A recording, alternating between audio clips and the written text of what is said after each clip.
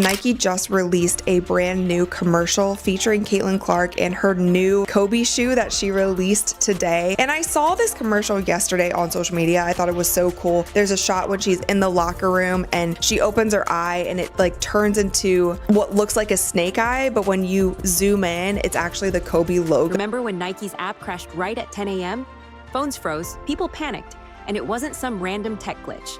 That was the Caitlin Clark bomb going off.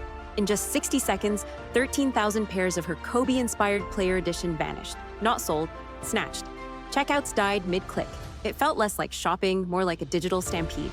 And resale sites instantly turned into gold rush casinos. Heard that Nike stocked about 14,000 of these, and that is an unconfirmed report, but they sold out in less than a minute. If that's any indication of what a Caitlin Clark signature shoe will do, I think Nike better continue to get on it and get ready to launch this brand. Just a few clicks away, A'ja Wilson's signature line sat untouched, like an invite nobody cared to open.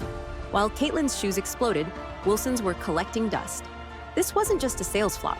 It was Nike's biggest reality check in years. And oh, the setup was perfect.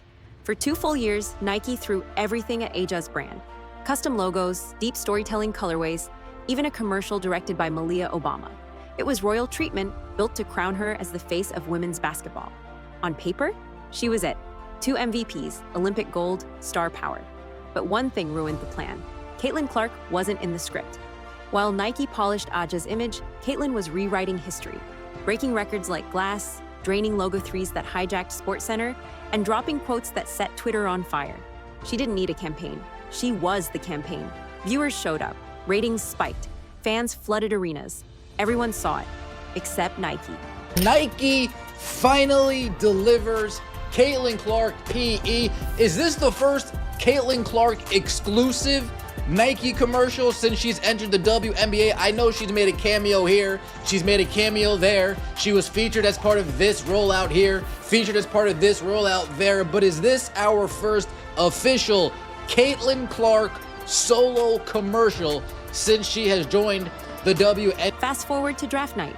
Caitlin signs a massive 8-year, $28 million deal. But there's still no signature shoe, no flashy logo, no custom story.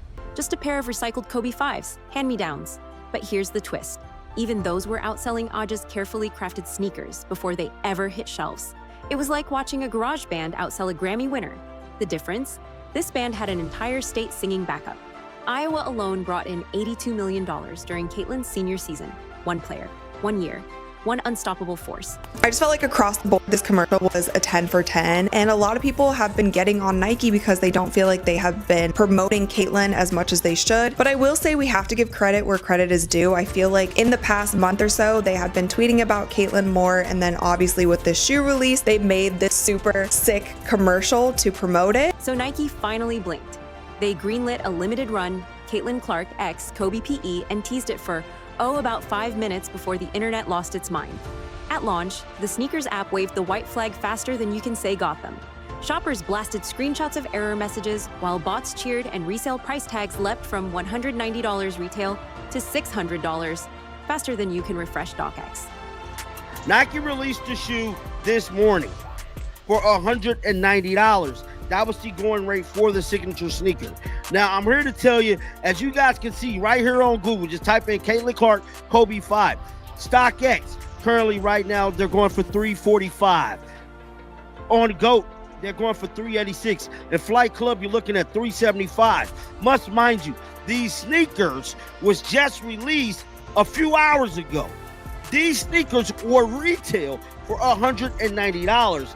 This is the Caitlin Clark. Outside of Dallas Dick's Sporting Goods, fans were camping overnight. Like it was Black Friday, Clark Edition. People called it Clark Mass. That's how insane the hype was. Now compare that to A'ja Wilson's latest drop. No lines, no chaos. Pairs still sitting pretty. Nike's clearance tab is humming like a lawnmower in October. Let's talk facts. Caitlin's 13,000 pairs, gone in 60 seconds. That's $2.5 million before shipping labels even print it. Resale? Doubled or more within 2 hours. Google searches? Clark outpaced Wilson 8-1 the morning of release. Hashtags? Clark Kobe exploded globally. 12 times more reach than Wilson's line. Caitlin didn't just sell sneakers, she hijacked the internet. Now don't get it twisted. A'ja Wilson is a generational player. But sneaker culture? It feeds on three things: story, scarcity, and superstardom. Nike gave Aja the first two, a powerful backstory, limited drops. But the spark never caught fire. Her shoes felt more like a heartfelt scrapbook than a must-have fashion flex. Clark? She's pure, unfiltered hype. Doesn't chase attention, it chases her. No scripted ads, no focus group fluff. Just give her the ball in that deep three-point line, she does the rest. And it works. Not just for hoop junkies, middle schoolers, weekend rec players, even your uncle who swears he almost went D1. They all see themselves in her. She connects generations, like Jordan did in the 90s. No memo, no slogan, just realness. And here's where things start heating up. Wilson's been speaking out, calling for more respect, pointing fingers at media bias, asking why her trophies don't spark the same buzz. Sometimes she's right, sometimes it just sounds like jealousy. A'ja Wilson, I don't want to hear her opinions. I don't care what she has to say from this point on. When you keep a Nike deal 2 years in secret while you're spewing all that crazy stuff about Caitlin Clark in the Time magazine, read it. Read what she said in the Time magazine. Yet you had a Nike deal the whole entire time. When Nike shifted toward Clark, Wilson's camp didn't see strategy. They saw betrayal. To them, it was a cold corporate backstab. But from Nike's view, they were bleeding money by not locking in the biggest name women's sports has seen, maybe ever. And then came the twist. While Wilson was online calling out privilege and hinting at favoritism, word leaked. She'd quietly signed a new Nike deal behind the scenes. That's when the internet exploded. Fans picked sides like it was war. Hashtags turned into battle cries. Suddenly, Nike's brand team was stuck playing referee in a culture war they never asked for. And all this chaos, still swirling, while the shoes were flying off shelves. All this was done while the shoes being developed, while the collections being done. To demonize Caitlin Clark and try to label her as a privileged white girl that's getting all the privileges, even though she earned everything she got. This ain't about color. This is about good and bad. And I find this a little evil. I find this evil. This is beyond bad, because you had the ability to speak up and say, hey, everybody, relax. Don't get on Caitlin Clark. She got a shoe deal. That's cool. I got one too. Mine's taking a little bit, but it's going to come out. Just be patient. She could have came out. Then came the new spot. Locker room lights flicker. Clark's eyes snap open. Kobe's logo flickers like a serpent's pupil. And boom, 30 seconds of cinematic swagger. No monologue, no moralizing, just performance and promise.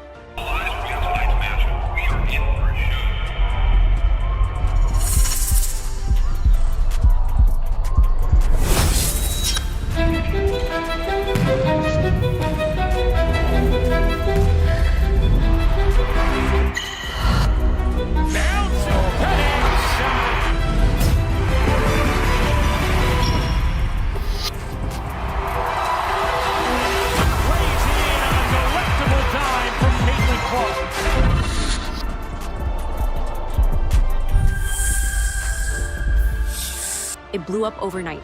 Millions of views, just like that. Sneaker blogs gave it a perfect score. Ad execs called it way past due. And kids, they just called it straight fire. For once, Nike finally got it right. Stop forcing the hype and just fuel the fire. But even in that win, the timing exposed something deeper. They'd already spent months, quarters, trying to build buzz in all the wrong places. In the end, the market didn't follow the swoosh. It dragged them to the truth. I find it's very deplorable to me. I find it's very deplorable that you allow Caitlin Clark to get crapped on that whole entire time and didn't even speak up. And on top of that, Nike's a bunch of a-holes too, because they didn't speak up and defend Caitlin Clark or speak up and say, hey, we got A'ja's shoe coming. Just gotta be patient. Caitlin Clark's gonna get hers too. I don't understand the tactics here. All you're causing controversy that didn't have to be there. You're calling division where it didn't have to be there. You're calling racial, issues where it didn't have to be there. It blew up overnight. Millions of views, just like that. Sneaker blogs gave it a perfect score. Ad execs called it way past due. And kids, they just called it straight fire. For once, Nike finally got it right. Stop forcing the hype and just fuel the fire. But even in that win, the timing exposed something deeper. They'd already spent months, quarters, trying to build buzz in all the wrong places. In the end, the market didn't follow the swoosh. it dragged them to the truth. So it's finally here. Caitlin Clark sneakers from Nike is finally dropping. She was signed to them last year, and the sneakers is a year late in my opinion, but nonetheless I'm excited because these sneakers is finally coming out. But what does annoy me a little bit is that this is a collaboration with Kobe. Now, Kobe, respect to Kobe, legend, rest in peace, great basketball player. But in my opinion, Caitlin Clark is a big enough star and she's creating her own legacy. So I feel like, at least for her first sneaker, it shouldn't be a collaboration with any other player, dead or alive, in my opinion. I feel like Caitlin should have, for her first shoe, had her own original design. Brands don't survive on vibes, they survive on impact. That feeling when you lace up greatness and feel different. Caitlin Clark isn't just delivering that feeling. She's turning it into cash at a pace not seen since 90s Jordan. Meanwhile, Wilson's line speaks to a noble cause. Representation. Important? Of course. But speed, reach, sales, not even close. And behind the scenes, things got messy.